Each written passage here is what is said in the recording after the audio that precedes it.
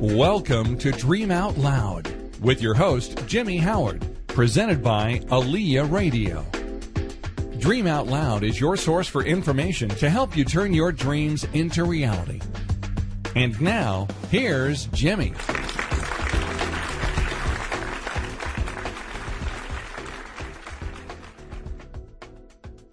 What's up, man? What's going on, man? Nothing much. Okay. So what I want to do, first off, I kind of want to, I know you get this question a lot, just starting from the beginning, man. So let's kind of talk about how you got started, going from South Carolina and eventually making your way all the way out to L.A. How did you get started? Well, I left South Carolina in a bus. And I say that not to be funny, but I left South Carolina in a bus to go to a college in Atlanta, Georgia. I started out to be a designer, a fashion designer. I was going to be a fashion designer, so I was enrolled in the school in Atlanta, Georgia, called Master Junior College. I had a grant, but the grant was short, $318, and they wouldn't let me start school. So I was just like, there's no way I'm going to go back home dragging ass. Everybody with me. Man, we thought you were going to designer school. What you doing back here? So I just didn't go back. I didn't go back to Georgia. I didn't go back to Columbia, South Carolina. I stayed in Georgia, got a job, and I already knew how to sew, so I got a job tailoring, doing alterations in a place called Henry's Tailor Shop. And from that, I got another job in a place called Asian Son. And from that, my first comedy job was in a place called Mr. V's Figure Eight. And if anybody's from Georgia is familiar with Mr. V's Figure Eight, because it was the club back in the day. I was out on Camden Road, out by Black Briar Mall. Okay. It's actually Greenbrier, but I've been calling it Black Briar, and they kind of get upset, but I don't really care. I was actually born and raised on that side of town, Camden Road. Well, every city has a mall where black people change the name of it. And, I think in Dallas, Texas, there's a red bird. They call it Blackbird. In Atlanta, they call Greenbrier Blackbriar. But anyway, so I got a job at Mr. V's hosting a gong show. And back then, the gong show was real big, and I got a job emceeing the gong show. And every Monday, man, I was allowed to do my thing. And I would, if I had a little money, I'd make some costumes, or, I'd rent something. I'd come out in a big tomato. But what it helped me to do was to produce, write, direct, and put a show together. It kind of gave me the starting block I needed at that particular time to really put myself out there, do whatever I wanted to do. Nobody was there censoring me. I had sense enough not to go out there and be that vulgar. So whatever I wanted to do, if I want to make up news, I want to do songs, he allowed me to do it, and it was just a stepping stone. And at that particular time, they started opening comedy clubs around the country. They opened one in Atlanta, which was called The Punchline. And they saw me over there and asked me if I would come over there and perform for them. And The Punchline was really the first real, quote-unquote, comedy club I worked in Atlanta. And if I ever come to Atlanta, if I'm not doing a Civic Center, I will always perform at The Punchline. So that was really pretty much the start of my career. But what really kind of rocketed and put it on was when Russell Simmons decided to do Def Jam. I'd moved to L.A. I got a job writing for Arsenio. But Russell Simmons, man, just had the vision enough to put all black comics on an all-black audience in an all-black city, man, and let us perform and do our thing. And what was so good, I've been doing comedy for about 10 years, and some other comics have been doing comedy, so we were seasoned comics. We just didn't have a venue to really get out there and do our thing. And you notice, no disrespect to these young jacks coming up, but the first season of Def Jam was the shit. Those comics were so hot because they've been doing it for 10 years. They weren't like, just, okay, I got a little act and I'm going to do it for a while. Now, next thing I know, I'm on TV. Right. You had Steve Harvey. You had Bernie Mac. You had G.L. Hughley. You had some more. You had Martin Lawrence. You had myself. Adele Givens. Whenever they walked out, them comics blast. You look at that first season, And like I said, I ain't taking nothing away from the New Jacks. But not only that, the idea of black comedy on TV was fresh, was new. Right. You know, people were like, oh, Def Jam's coming on, man. It was an event. People would stay home to watch Def Jam. Well, now you could see a comedian doing stand-up on your phone. So that ain't really no big deal, you know, like it is.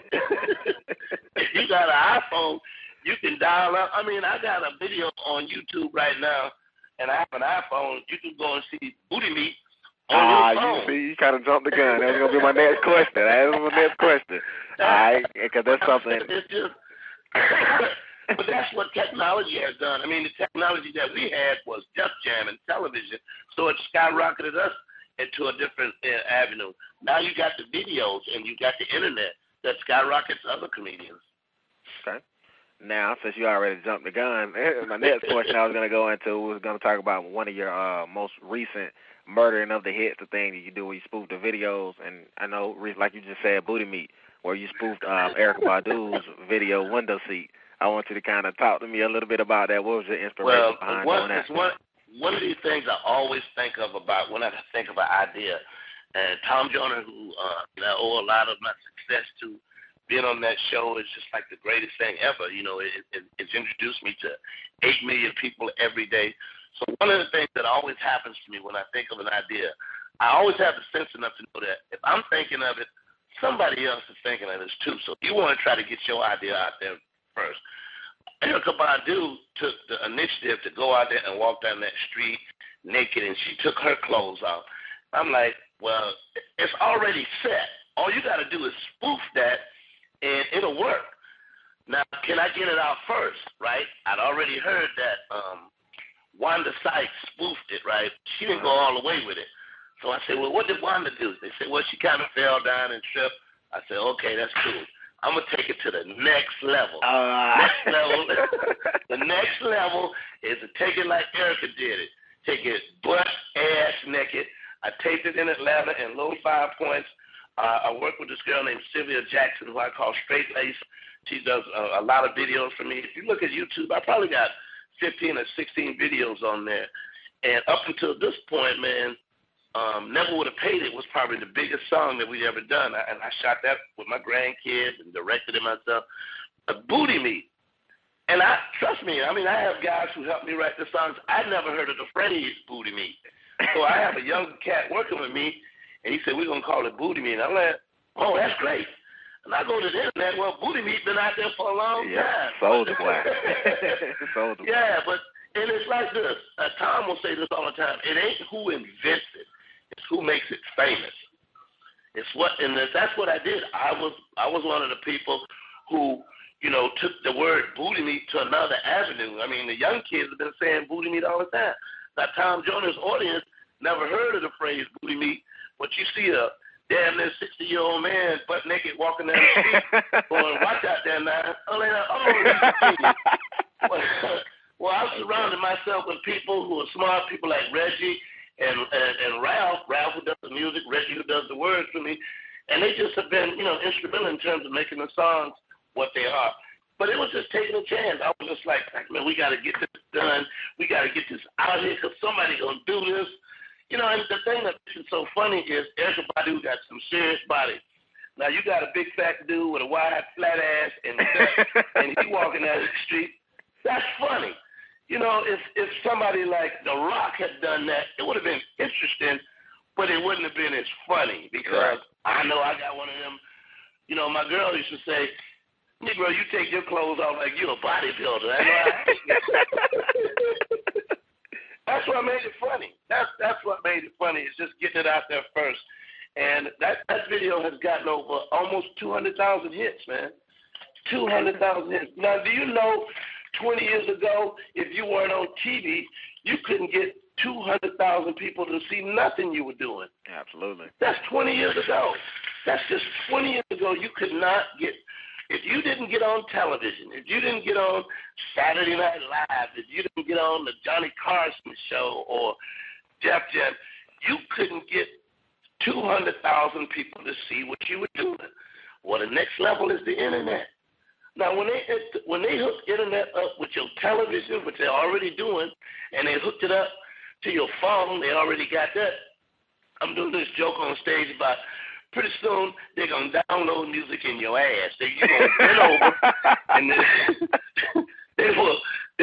you'll bend over and say, man, put some hip-hop back there, and because you put some R&B and some jazz, in your ass, because look how big the phones were. I mean, you're a young guy. Phones were 20 years ago where you had a shoulder patch, you had a shoulder bag, you had the phone, and the car phone. You plug into the cigarette lighter. That was big. Now the phones are so small, it's gonna be inserted in your ass, and the phone rang, you just squeeze your cheeks and answer the phone. I mean, that's just the way it is, But the technology is one of the things. I'm an older guy, but I pride myself on keeping up with technology and being involved in it, because that's the next wave. I mean, don't get me wrong, there's nothing wrong with doing stand-up, but the day is going to come when you ain't going to have to go to a club for people to see you. You'll be able to make a makeshift, this is just my idea, just my envision, that you'll make a makeshift thing in your house where it looks like you're in a club, and you say, Thursday night, I'm going to be on the internet. Everybody who want to see me, go to www.funnynegro.com, and I'm going to do my show. Yep. And people ain't going to go out, It's that's the next wave of what's going to happen. And if you don't try to connect with that or get involved in that, you will be a lost individual. You will totally be lost. Yeah. All right, so just move right along. I want you to talk to me a little bit about the J-Spot. From what I've heard so far, the J-Spot is the only comedy club in L.A. for African Americans to perform on the weekend. So tell me a little bit about the J-Spot. Well, it's not so much. It's one of the only black-owned comedy clubs. All the other comedy clubs in L.A. are not black-owned. Now, there's some clubs that like to act like they own by black people, but they ain't. And we ain't calling on names, because they got black people in there, and they got a black person running around there running it. It ain't owned by that dude. I own Stock, Lock, and Barrel, the J-Spot. I envisioned it. I put it together with me and my son, the grace of God. I had my grandson working there. My son has since left. He'll be coming back. But it was just open because there's a market for it. There's a market. You look on the map and you see all these white comedy clubs. And I've said this once before, and I'll say it again. Black comics are the reason that white comedy clubs are still open. Because when you go to some of these hee-haws and chuckle bucks and yucks and improvs and all these places, you look at our ticket, meaning black comedy, and you look at Bill, whatever his name is, Country Boys, look at his ticket. Now, his ticket is $12. Cheryl Underwood ticket going to be $25. The Moore's ticket going to be $25. Now, why is it $25? Because they know you're going to get a better show, and we're going to bring more people in there. So we are instrumental, I believe, in saving some of these clubs. So I wanted to get a part of that. I wanted to, get a piece of that revenue that's out there. And that's what I try to tell, these comics that come up. You can tell jokes, but for so long, you got to have something, a vision. How am I going to make money when I can't hit this road? Yeah. How am I going to make money when I can't, a lot of comics are writing books and doing videos. You got to invest in you. A lot of them making albums. Yeah, making CDs and making albums and stuff like that. You got to have something to sell. You got to. That's one of the reasons I opened the club for. That's it. I opened it to have so black comics can have a place to work and to make some money. Now, as far as aspiring comedians, how do they go about, trying to get involved with the J-Spot Comedy Club performing at the J-Spot? Man, I'm looking for comics to come. I'm always looking for comics to come to my club. Aspiring comedians who come into L.A., you can come to the J-Spot. You can hit me up on my on my MySpace page, on Twitter. Follow me. And let us know that you're coming, and we'll do our best to get you up. And that's just basically what it is, to get out there and come to L.A. and be amongst the very best. L.A. has some of the best comedians because everybody comes here. Everybody comes here. So as soon as you got to come here or go to New York. So. Okay. So there's no audition process. It's pretty much just show up and show out. Well, I have an amateur night, and you can go up on amateur night and Michelle Mitchell. That's her name. You go and check her webpage out, Michelle Mitchell, and you can send her a DVD, like a 3-minute, upload a 3-minute tape on there, and she'll check it out. And we're rolling 7 days a week with the club, so there's a possibility that you could get up. Okay. Now, eventually, you did turn your dream into a reality. You said you went to college initially trying in the hopes of becoming a clothing designer, and, you launched the J.Anthony Brown collection. Now, tell me a little bit about that, and we'll make sure. Well, the J.Anthony Brown collection, and I have another one coming out this fall, was just what I started out as to be a designer. One of the guys that I ended up working for, I remember approaching him about maybe 6 years ago, and man, I want to start my own clothing line. I want to put my own money up, and I want to do it this way. He said, well, no, let's not do it that way. Let's see if we can find a manufacturer that's out there that you can lend your name to, and you take a royalty cut, you take a percentage, and you don't have to put up any of your money. And so he worked the floor, and this is weird. Here's a guy that I used to be in the back room sewing for him. His name is Ernie Olden. He has a store. He's a consultant, a fashion consultant in Atlanta, and he does custom clothing, for people. So we just never, broke up our friendship, and I ended up working for him when I was in Georgia. Now we work together to get the J.Anthony Brown line out there, and that's just, that's just business. That's just, if it wasn't for him, I probably wouldn't have it, because he had initiative enough. He knew everybody in the clothing business. He went to some of these people and said, I got an entertainer that I think will be good for your line. You don't have to give him your whole line. Just make a little segment for him. And it works real good. And what helps me is that these store owners don't know me, because a lot of these people who own stores, which people don't understand, are from India and Pakistan, Africa, and Asia. Nothing wrong with it. They don't know me. Their customers do. So what I have to do is get their customers to go in there. How come you ain't got no J.Anthony Brown? What J.Anthony? I will see where he is. And so then they come looking for me. Perfect example. I remember when I was on the floor trying to sell my clothing line to the store in Buffalo, New York. Now, they didn't know me. But at that particular time, we hadn't come on the air in Buffalo. Once we came on the air in Buffalo, when he came back the next year, it was a different story. So, it's about getting the people to know you. Stuff like this, doing the interviews and stuff like this. There's so many avenues that you can contact people in. There's so many avenues that just weren't available when I was coming up. They're just the internet. You could have an internet. There's some comics got over 200,000 friends, 100,000 friends. You can have your own TV show on the internet. You can have your own radio show on the internet. So it's like, you don't have to sit down and go, well, nobody will give me a chance. Nobody will put me on Negro, you can have a show on YouTube right now. Absolutely right. I see guys, I'm on YouTube, and sometimes you see these guys where they got the camera right up on their face, and they're in the bathroom somewhere recording, and they go, yeah, we're going to talk about what's in the news. And then you look, this dude got 200,000 hits. Like, damn, who the hell are these? Yeah. You got to sit in this living room. Sit in this living room with a camera. With a camera, man. iPhone is coming out with a 4G phone, which has a camera in the front and a camera in the back. So you can point the camera at you and record at the same time, man, and you can do your show with an iPhone. Just something, iPhone has so many apps. They have a studio app that has 16 tracks.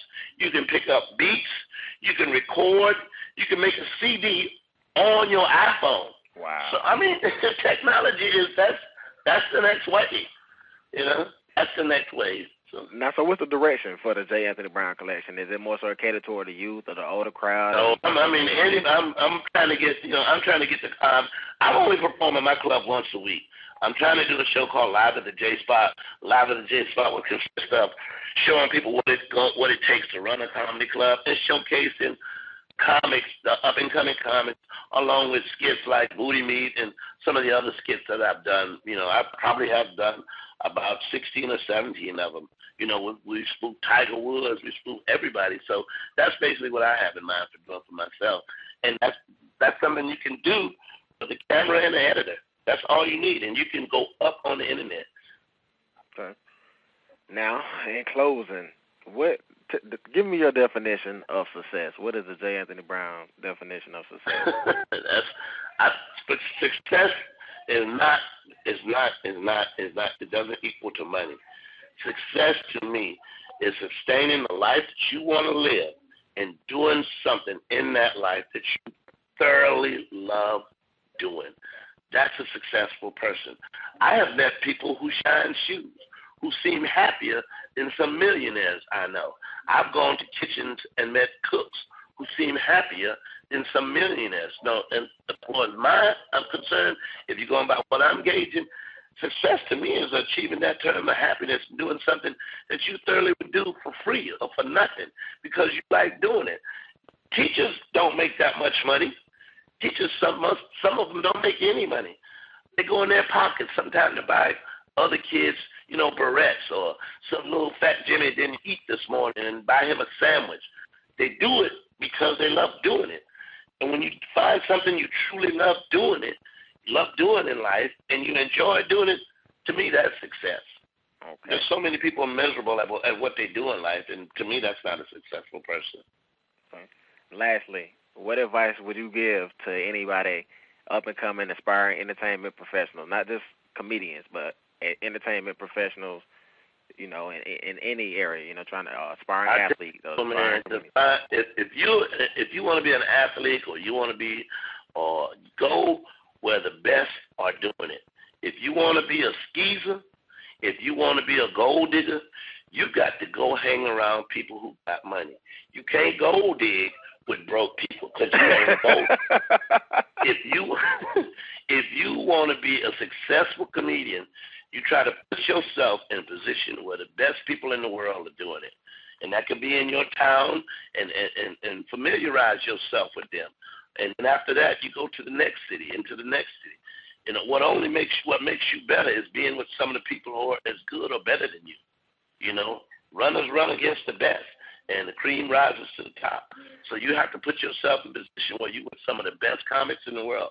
And pound for pound, New York, Florida, Texas, L.A., got some of the best comedians out there. And if you ain't in Atlanta, and if you ain't in one of those places, you're pretty much wasting your time.